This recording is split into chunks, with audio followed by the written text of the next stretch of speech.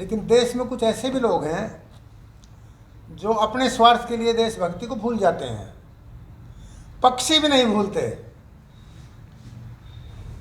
पक्षी भी ये कहता है, जब जंगल में आग लग गई तो वो कहता है फल खाए इस वृक्ष के गंदे कीने पात, अब हमारा धर्म यही जले इसी के साथ। तो मेरा आज से कहने का ये है कि स्वाधीनता के पर्व के दिन इस तरह की चर्चा, राजनीतिक चर्चा, मुख्य अतिथि के मुख द्वारा सुन के बड़ा दुख हुआ। जिस भारतीय जनता पार्टी ने उनका इतना मान और गौरव बढ़ाया, पूरे देश को तिरंगामय कर दिया, उस पर साथ साथ टिप्पणी करना मुख्य अतिथि द्वारा, ये पार्टी का भी अपमान है और राष्ट्र का भी अपमान मानता हूं मैं। ये कहना कि कांग्रेस का मुख्यमंत्री बने, सरकार बने, बीजेपी की सरकार बने, हरियाणा की हमेशा उपेक्षा हुई है सब सरकारों द्वारा, और यहाँ तक कि जिन लोगों ने प्रजातंत्र में विरोध करना सबका अधिकार है, अपने हित की रक्षा करना सबका अधिकार है, उन लोगों को जयचंद की संज्ञा दे डाली। तो सवाल उठता है कि जयचंद कौन?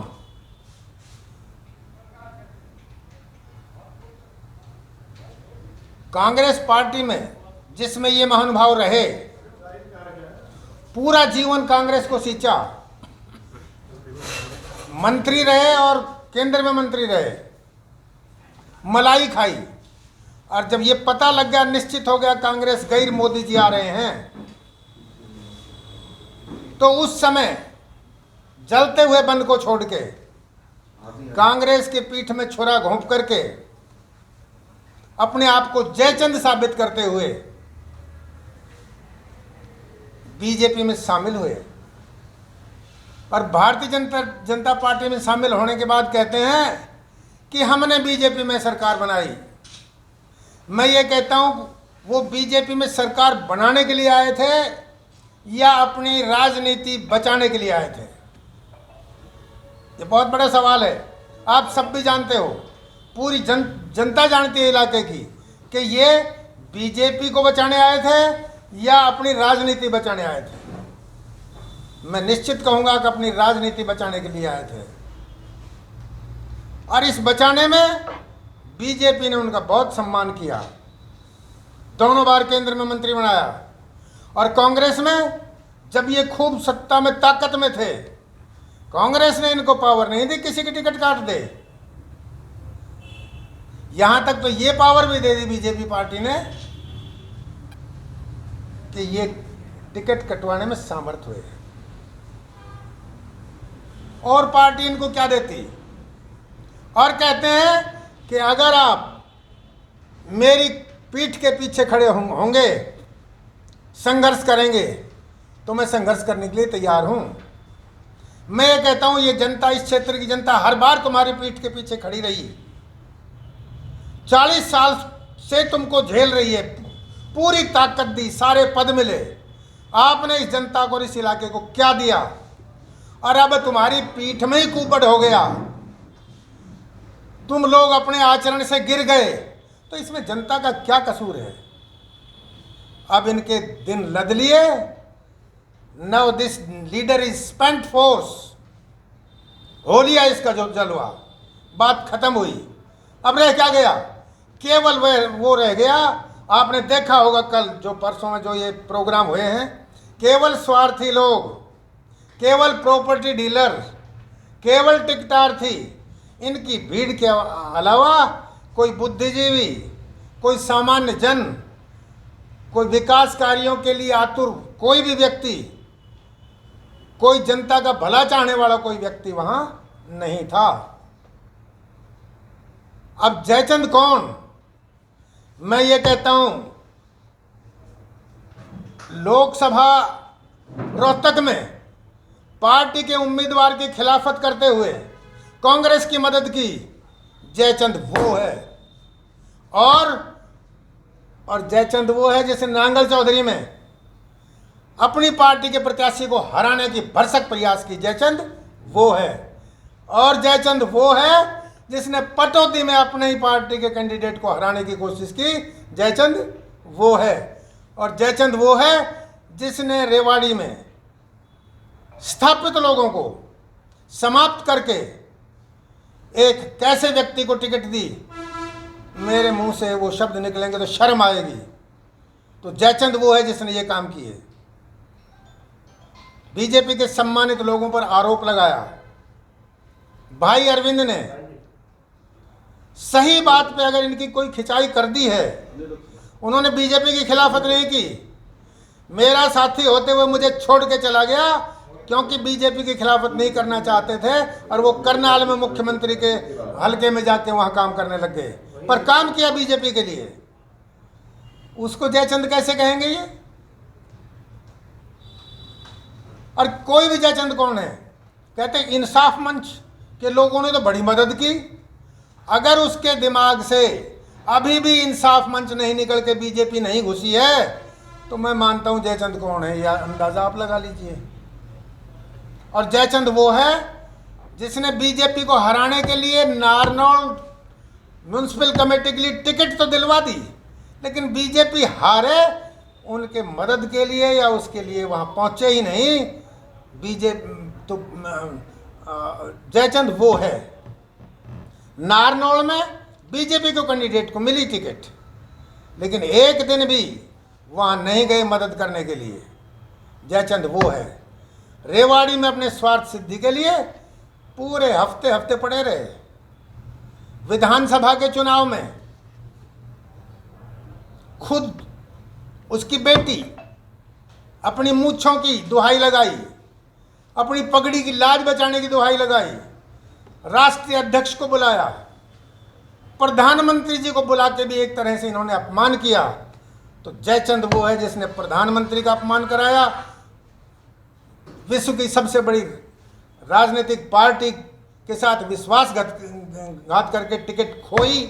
टिकट खोने का जिम्मेदार है असली जयचंद वो है।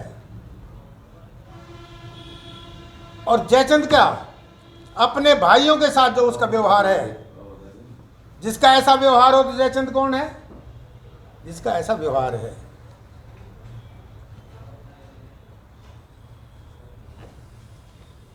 ये बीजेपी में जो आए, अब अपनी स्वार्थ सिद्धि के लिए हर बार चुनाव से पहले ड्रामा करते हैं कि हमारी चलती नहीं है।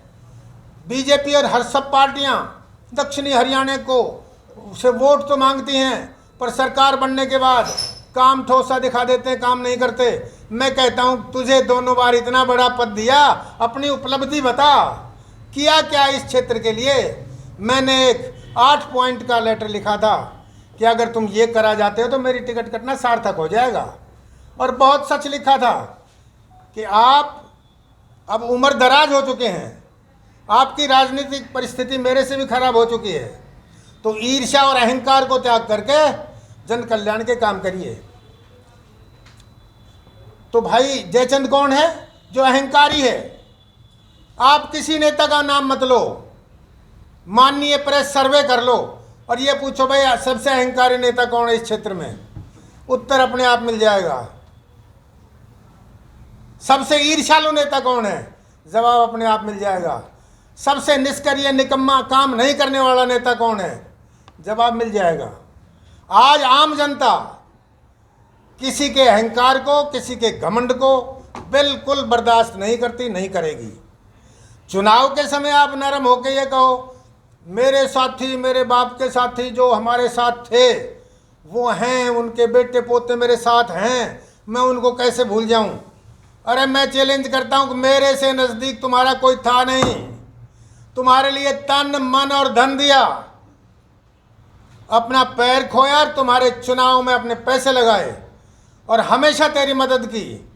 मेरे पहले चुनाव में भी जब मैं विधायक बना तब मेरी टिकट कटाने का प्रयास किया, मुझे मंत्री ने दिया, अयोग्य लोगों को मंत्री बनाता है ये। इससे बड़ा इलाके के लिए जयचंद कौन होगा? अगर योग्य व्यक्ति आगे आए और जिनमें काम करने की ललक हो, उनको तो इसलिए मारना चाहते हैं, ये काम करेंगे तो तेरा स्तर गिरेगा, तेरा ग्राफ गिर जाएगा। ये बड़े शर्म की बात है।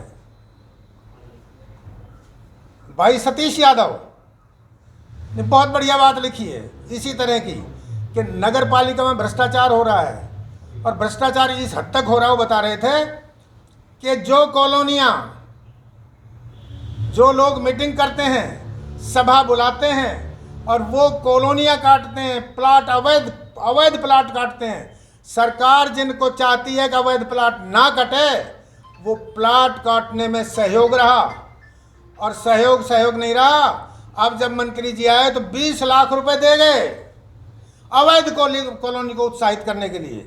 मैं समझता हूं ये 20 लाख रुपए कॉलोनाइजर नहीं रखेगा, ये अंडरहैंड वापसी का भी एक प्रावधान है। ये बेईमानी का बहुत बड़ा स्वरूप है। तो जयचंद वो है जो हर स्टेप पे गद्दारी करता हो, शहर को बदनाम करने का, और शहर को तो छुपा दिया इन लोगों ने। कोई जांच करे इसकी। तो भाई सतीश ने ये कहा है कि शहर नगर पालिका में तो बस परमिट बंट रहे हैं लूट के। ऐसे लोग जो प्रखर होकर बोलने लगे हैं, अब मैं उनको बधाई देता हूं, और माननीय मीडिया को बधाई देता हूं। कम से कम उनके दिल में भी अब ये उमंग आने लगी है कि ऐसी गलत बातों को हम भी प्रदर्शित करें और निकालें बाहर। होना चाहिए ये, अब समय आ गया है, क्योंकि इनका समय गुजर लिया। 40 साल झेल लिए, 45 साल झेल लिए, 50 साल झेल लिए, 60-70 साल झेल लिए। कब तक झेलोगे? कब इनको नहीं बनाया जनता ने? कब जनता इनकी पीठ के पीछे नहीं खड़ी रही? पर इनको तो फिर अब चुनाव नजदीक आया है तो फिर वो ही माल चाहिए। सबसे बड़ी बात, सबसे बड़ा गद्दार कहूं, बेईमान कहूं या जयचंद कहूं, पूरी सभी कम्युनिटियों के साथ अहीर कॉलेज पूरे समाज का कॉलेज था, और उसको हड़प करके अपना कॉलेज बनाना ये बहुत बड़ा पाप है, अपराध है, जुर्म है। ये एक ऐसा बिंदु है, इसको ध्यान से देखना आप। ये राष्ट्रीय मुद्दा है, जो पहले बार मैं माननीय प्रेस के सामने कह रहा हूं। नेशनल हेराल्ड का केस और अहीर कॉलेज का केस, ये केस समान है या कोई फर्क है? पब्लिक संपत्ति को किस तरह से हड़पा गया, उस पूरी संपत्ति पे किस तरह से कब्जा किया गया, इसको नेशनल हेराल्ड को कोट करते हुए मैं सरकार से, ईडी से, केंद्र सरकार से मांग करता हूं कि इसकी जांच हो, इसके खिलाफ मुकदमा दर्ज हो और ईडी इसकी जांच करे, और जो जिन लोगों ने ये पाप किया, अपराध किया है, उनको सजा मिले। ये बहुत बड़ी बात है। ऐसे जयचंदों को बख्शा नहीं जाना चाहिए। आदत है, और अब तक उस प्रयोग में वो सफल रहे थे।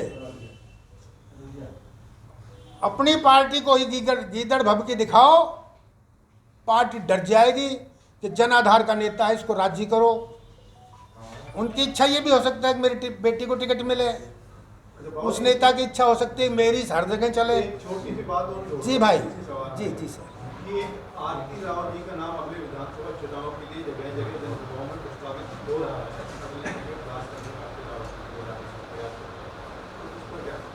उसमें मेरा कहना ये है, देखिए, अपना नाम, अपना प्रचार करना सबका अधिकार है, अधिकार तो है, लेकिन मैं पहले बता चुका हूँ, जो स्वार्थी लोग, जो टिकटार्थी, जो अपने स्वार्थ में, बिजनेस के स्वार्थ में, दलाली के स्वार्थ में, प्रॉपर्टी डीलर आदि लोग उसको बहुत प्रचारित करेंगे, पैसा उनके पास है, साधन है।